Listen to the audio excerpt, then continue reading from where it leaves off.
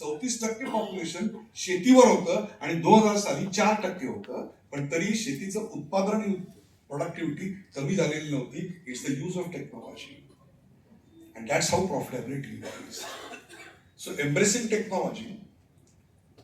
ज्या लोकांना सोशल मीडियाचा वापर फेसबुकवर स्टेटस टाकण्यासाठी करता येतो ना, त्यांनी धंद्यातनं बाहेर पडा. हे तुम्हाला बस की बात नाहीये. You must know how to use media to connect with your people for profits. आणि त्याचे कोर्सेस अतुल अग्नी तुम्ही चालू करा की हाऊ टू यूज दॅट. कारण अनेकांना त्याची कल्पना नाहीये. जे ग्लोबल किड्स आहेत त्यांना देखील कल्पना नाहीये, कारण आपल्याकडे फक्त फॉरवर्डचा जमाना आहे. परवा एका आमच्या तरुण मैत्रिणीची आजी गेली, तर ते फेसबुकवरून मला कळलं म्हणून मी गेलो आणि मग संवेदना व्यक्त केल्यानंतर म्हटलं वाईट झालं. ती म्हटली सर तुम्हाला कसं कळलं? म्हटलं फेसबुकवर लिहिलं ना तू. हो म्हणे 400 लोकांनी लाईक केलं 15 मिनिटात. लाईक आजी गेली आहे लाईक. ही निर्बुद्धता आहे. Don't go after likes. Learn to use it judiciously for your business. तिसरी आणखी एक महत्वाची गोष्ट जी मला तुम्हाला सांगायची आहे आणि ती म्हणजे define the purpose of the business. Define what stage you are. Stage बदलली की तुमचा अप्रोच बदलणार आहे. If you can't identify with stage and with sector you are, you are not going to be successful. मी असे अनेक उद्योजक पाहिलेले आहेत की जे जेवढे यशस्वी झाले त्यापेक्षा अयशस्वींची संख्या जास्त आहे माझ्याकडे. आणि त्या सगळ्याची कारण त्यांनी इतरत्र. Years of my life, every alternate night either I have slept coming home at 2 o'clock or I have got up early in the morning at 2 o'clock to catch a flight. Imagine the hard work. It doesn't come easy. त्यामुळे ज्या लोकांना 9 to 5 आणि वायफळ चर्चा करायच्या ना आयुष्यात, काय वाटतं कोणाचं सरकार काय करायचं, तुझा काय संबंध नाही. पण तरी ते दोघं एकत्र आले. तू एकत्र आलायस का बघ. ते एकत्र येण्याने तुझं काही you just focus on business. Do not discuss anything about it. They will take care of themselves. You take care of your business. You take care of the changes in that business. How you can collaborate.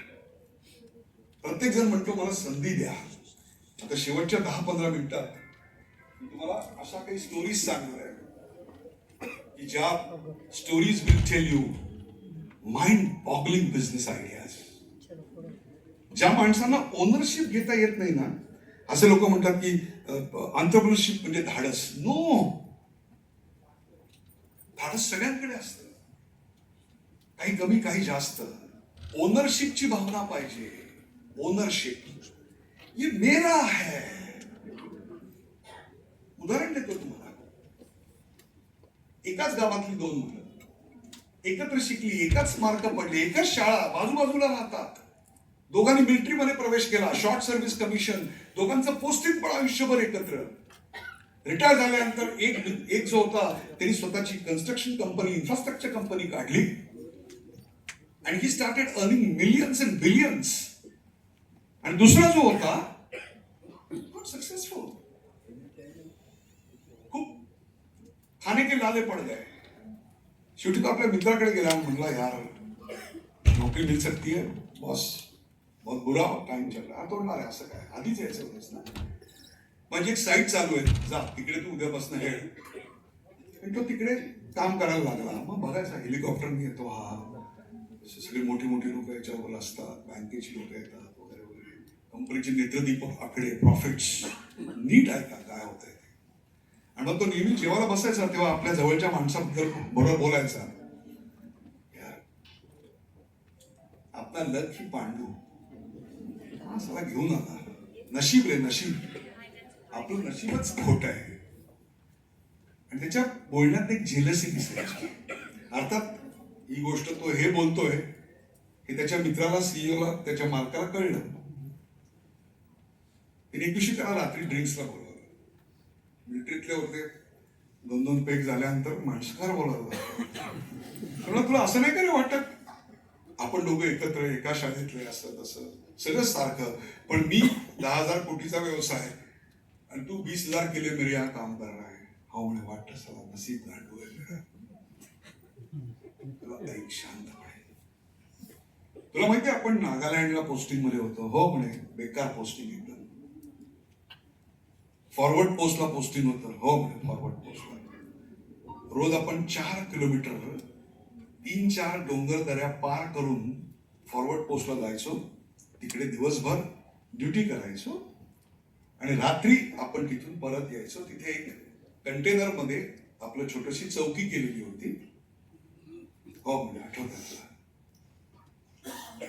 तुला असंच एकदा पाऊस पडत असताना आपण 12 तास duty करून परत आलो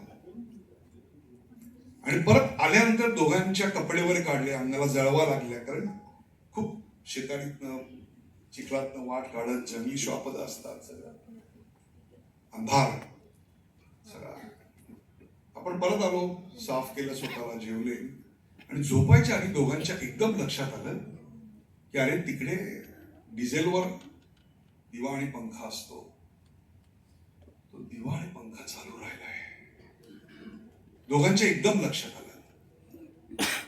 तू मला म्हणलास तेव्हा अरे ध्यान दो यार, एक दिन की तो बात है, किसको समजेगा, सो जा. तुला तू झोपलास कंबळ ओढून, मला झोप नाही आली. रात्रीचे 11:30 वाजले होते. मी पुन्हा मिलिटरीचा ड्रेस घातला, त्याच्यावर रेनकोट घातला, बंदूक घेतली, टॉर्च घेतला, 3 पर्वत ओलांडले, फॉरवर्ड पोस्टला गेलो. 2 तास लागले पोहोचायला. गुडघ्यापर्यंत चिखल होता, पाऊस कोसळत होता. बंद केला, परत आलो तेव्हा पहाटेचे 4 वाजले होते. तू ढाराडून झोपलेला होतास, तेव्हा तू नोकर होतास आणि ते बंद करून आलेला मी वृत्तीनं मालक होतो, कारण ते माझं होतं.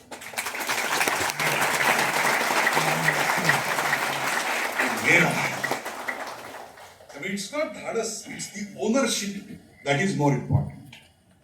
आता तुम्हाला काही स्टोरीज सांगणार आहे. बघा कोरोना बरोबर आहे, प्रत्येकाची वीकली सप्लिमेंट आलेली आहे, त्यामुळे साप्ताहिक चालणं कठीण आहे. त्यात पुन्हा मासिक चालणं आणखीन कठीण आहे. सगळीच बंद पडली, बरोबर आहे. अनेक पत्रकार बेकार झाले, काही राजकारणात गेले त्यातले.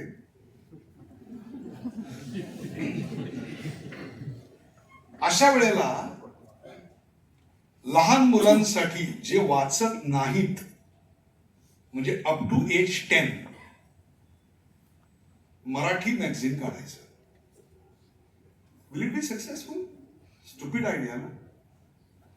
Will it be successful? No way. साप्ताहिकाच्या सप्लिमेंट वाचायला वेळ नाही आम्हाला. सगळी मराठी मॅगझिन्स बंद पडली, सगळी मुलं इंग्रजीत शिकतायत. तुमचं मराठी लहान मुलांचं मॅगझिन चालणारच कसं? Go and watch the success story of Govind Kabade चिकू Biku. 35,000 subscribers. Absolutely. That's the beauty. Second, एक अपॉर्च्युनिटी पाहिली. काय अपॉर्च्युनिटी? Sanitary napkins disposable. कोणाच्याही लक्षात येणार नाही हा असा टॉपिक की ज्याची चर्चा सुद्धा होत नाही, बरोबर आहे. आणि ती डिस्पोज कशी होतात? कधीतरी जाऊन पाहिलं का लँडफिल मध्ये कशी असतात ती? या बायका ती गोळा करतात, साध्या हातांनी गोळा करतात. ती बॅक्टेरिया सगळं असतं त्याच्यामध्ये. हा माणूस म्हणला डिग्निटी नाही. ही डिग्निटी दिली पाहिजे. सॅनिटरी नॅपकिन्स कलेक्शन आणि त्याच्यापासून प्लॅस्टिक तयार करायचं आणि उरलेल्याच्या पासून खत तयार करायचं. हे तयार करायचा व्यवसाय 5 वर्षापूर्वी सुरू केला. आणि हा काय ढमला आहे का यार? सगळ्यांनी वेड्यात काढलं. त्याचं नाव अजिंक्य धारिया. 100 कोटी पार केले परवा. ही नावं लिहून घ्या. या सगळ्यांच्या मुलाखती मी घेतलेल्या आहेत. I have taken more interviews of entrepreneurs than politicians because I believe they make the country. The others one know how to destroy the country. एक दुसरी एका कंपनीत नोकरीला होती, चांगल्या पगारावर. दिवस गेले, मॅटर्निटी लिव्ह, कंपनीने सांगितलं आता यावर्षी प्रमोशन नाही, कारण तुम्ही हे मॅटर्निटी लिव्हवर जाताय. ती म्हणली का, मला प्रमोशन का नाही, मला इन्क्रीमेंट का नाही? You are not going to work for 8 months नाव. ती जेव्हा डिलिव्हर करायला गेली तेव्हा तिला एकच भुंगा सतत करत होता की मग लॅक्टेटिंग मदरनी आयुष्यात करायचं तरी काय. त्यावेळेला तिने आपल्या लहान बाळासाठी हगीज आणल्या आणि त्या हगीज बायोग्रेडेबल नव्हत्या. त्या हगीज या विघटन व्हायला 500 वर्ष लागायची आणि अशा लाखो हगीज समुद्राच्या तळाशी आहेत आणि त्या पावसाळ्यामध्ये पुन्हा शहरात येतात, गंदगी पसरवतात, मासे ते खातात, मरतात. Lot of ecological problems. 3 वर्ष त्या बाईंनी याच्यावर रिसर्च केलं आणि बायोग्रेडेबल हगीज काढल्या आणि त्याची डिस्ट्रीब्युशन फ्रँचायझी फक्त लॅक्टेटिंग मदर्सना द्यायची असा नियम केला. 70 कोटीच्या वरती व्यवसाय आहे, with zero background of textiles. तिसरा डॉक्टर व्यवसाय. एक छोटीशी अपॉर्च्युनिटी, दुबईला गेले आणि पेशंट आला, दुबईचा लेबर होता, पैसे देवते. मग लक्षात आलं की सुंदर दुबईची एक मोठी अशी काळी बाजू आहे की जी काळी बाजू म्हणजे त्या लेबरची आहे. त्या लेबरकडे पैसा नाहीये, त्यांच्यासाठी म्हणून त्यांनी आज 38च्या वर डिस्पेन्सरीज काढल्या. And today he is more than a businessman, treated as मसीहा in the entire UAE. Sanjay Paithankar. Think about cross. आणि त्यांच्या डिस्पेन्सरी मधनं एक पैसा ते मिळवत नाहीत. It's the innovation model. He earns out of diagnostics आणि त्याहीपेक्षा सुद्धा आउट ऑफ मेडिसिन्स, कारण he buys in bulk. So that business is is profit. इंजिनिअरिंगचा एक मुलगा होता, त्यांनी साधी प्रॉब्लेम बघितला, डिप्लोमा होणार, काय होणार आयुष्यात, कॉपी पेस्ट करून जातोय, काय इसको जिंदगी कहते हैं, तो नाही कुछ करना चाहिए. म्हणून त्यांनी एक प्रॉब्लेम पाहिला आणि तो प्रॉब्लेम काय होता तर एक मुलगी होती, तिला वेणी घालता येत नव्हती कारण हात नव्हता, जन्माने हात नव्हता. असे किती लोक असतात अपघाताने आणि जन्माने? 2 कोटी लोक. मग काय करता येईल मला? शिक्षण सोडलं, 3 वर्ष प्रोटोटाईप करण्यात घालवली. IIT मुंबईकडे गेला. ते म्हणजे कॉलेज कुठलं, त्यांनी कॉलेजचं नाव सांगितलं, डिप्लोमा. ते पहिले बाहेर हो, हे अशा लोकांना आम्ही आत पण येऊ देत नाही. त्या रात्री तो IIT मुंबईच्या फुटपाथवर झोपला होता. पुन्हा लढाई सुरू झाली. जयपूर फुटनी 10,000ची स्कॉलरशिप दिली, 5,000 रुपयात रूम मिळाली, 7 किलोमीटर जाणार, 1 वेळ जेवणार. 3 वर्ष अपयश अपयश अपयश. शेवटी त्यांनी 25 लाखाचा हात आणि पाय 15,000 रुपयात डेव्हलप केला. ज्या कोणाला एक खोटं वाटत असेल आत्ता फोन लावून देतो त्याला. या प्रत्येकाला मी फोन लावायला तयार आहे. या इंटरव्ह्यूज मी केलेल्या नेटवर टाकले, पण आपण भलत्याच गोष्टी बघत असतो युट्यूबवर. दुसरा एक माणूस 1 एकरामध्ये 1 लाख शेतीमध्ये कमावले. Can you believe this? आणि असे त्यांनी 65,000 शेतकरी तयार केलेत. Dnyaneshwar Bodke. From growing to distributing, everything done by him. हे त्यांनी केलेलं आहे. 2 ब्रदर्स म्हणून एक साईट आहे, किती लोकांनी पाहिले जे शेतीत इन्व्हेस्टमेंट करतात त्यांच्यासाठी सांगतो. त्यांचा पारंपरिक व्यवसाय होता सोने गलाईचा. वाराणसीला जाऊन शिकला, काही होणार नाही कळलं, परत आला आणि वांगीकर काहीतरी लावली, सगळी बरबाद. तो का बरबाद, त्यांची का आली, माझं काहीतरी चुकतंय. तिथे त्याला कळलं बेस्ट प्रॅक्टिसेस आपण फॉलो नाही करत, ती SOP प्रत्येकाला शिकवली पाहिजे. म्हणून त्यांनी त्याचे व्हिडिओ बनवायला सुरुवात केली. भारतात जिथे जिथे बेस्ट आहे ते शूट करायला सुरुवात केली. 500 कोटी व्ह्यू आहेत त्याला, 500 कोटी. That's his business. राबीमध्ये आणि ती कला शिकायची. आतापर्यंत 15,000 लोकांना तिने भारत दाखवला. Art map of India. Tell me what is this incredible India. ठाण्यातलाच एक मुलगा आहे अमृत देशमुख, CA. काय करायचं आयुष्याचं, तेच ते ब्लॅक अँड व्हाईट ते सगळं. त्यांनी ठरवलं की आपण पुस्तकं चांगली वाचतो आणि त्याचं जिस चांगलं सांगतो. बरोबर आहे. त्याचा व्यवसाय केला सीए पेक्षा मोठा, इतका की त्याचा उल्लेख अनेक ठिकाणी मन की बात पासून सर्वत्र झाला. तो Amrut Deshmukh. He earns millions out of it. Chetan Raikar architect होते, सगळेच जण, बरेच जण असतात, पण त्यांनी कॉन्झर्वेशन ही गोष्ट शिकले आणि इंग्लंडच्या राजवाड्यापासून ते जामनगरच्या राजवाड्यापर्यंत, ते इथपासून ते आपल्या हाजी अलीचा दर्गा, हा त्यांना करायला मिळाला. It's a differentiation of business products. आणि बीड सारख्या ठिकाणी मराठवाड्यामध्ये 700 सॉफ्टवेअर इंजिनियर्स काम करतात. सकाळी दूध काढतात मुलं, नदीत पोहतात, दिवसभर काम करतात, संध्याकाळी आई वडिलांबरोबर भजनं गातात. सुंदर लाईफस्टाईल दिली. सगळ्या राजकारण्यांनी त्रास दिले त्यांना. तीच गोष्ट आहे रावसाहेब घुगेची. या सगळ्या मी तुम्हाला कहाण्या काय सांगतोय, त्यातल्यापैकी कुणीही समस्या सांगितली नाही, तर उत्तराचा भाग म्हणून पसंत केला. त्यांनी त्यांच्या अपॉर्च्युनिटी स्वतः शोधल्या, दुसऱ्याकडे अपॉर्च्युनिटी विचारत नाही बसले. ही सगळी दृष्टी तुम्हाला आज या लक्षवेधमध्ये मिळो.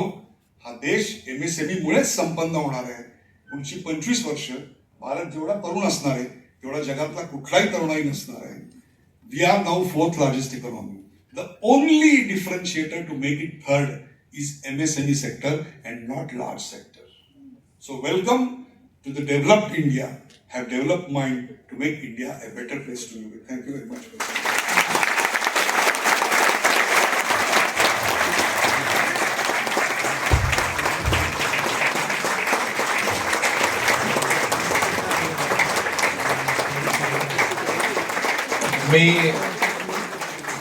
Some of you may be having business troubles.